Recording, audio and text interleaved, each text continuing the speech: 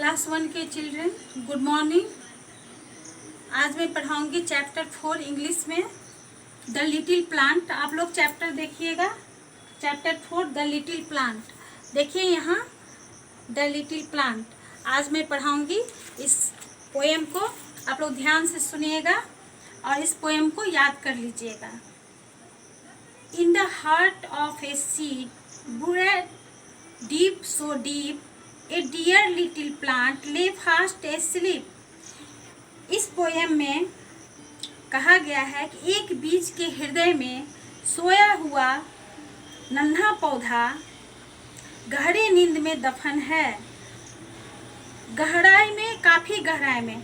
एक बार फिर सुनिए बच्चों, listen me. In the heart of a seed buried deep to so deep, a dear little plant lay fast asleep। एक बीज के हृदय में सोया हुआ नन्हा पौधा गहरी नींद में दफन है, काफी गहराई में। Wake said the sunshine and creep to the light, wake said the voice of the raindrop bright।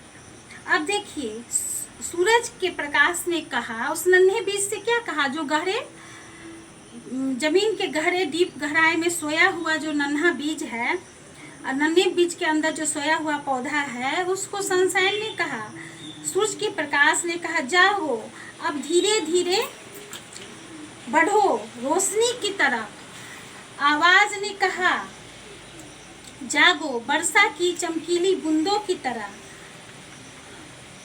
अब गहराई में बीज सोया हुआ है, बीज के अंदर जो पौधा है उसको सनशाइन सूरज की रोशनी ने कहा, धीरे धीरे बढ़ो रोशनी की तरफ। आवाज ने, वर्षा की बूंदों की आवाज ने कहा, जागो वर्षा की चमकीली बूंदों की तरह। The little plant heard and it rose to see what the wonderful outside world might be।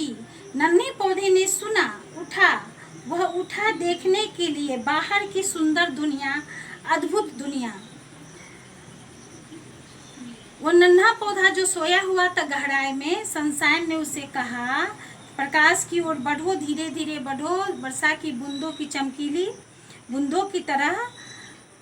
और नन्हे पौधे ने सुना और उठा देखने के लिए बाहर की सुंदर अद्भुत दुनिया।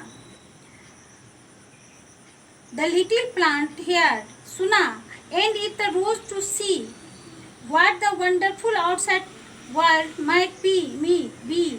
नन्हे पौधे ने सुना, उठा देखने के लिए बाहर की सुंदर दुनिया। आप लोग समझ गए होंगे, इसका PDF चला जाएगा, आप लोग लिख लीजिएगा और अच्छे से इस रैम्स को, इस पोएम को याद कर लीजिएगा। देखिए यही रैम्स है चैप्टर 4।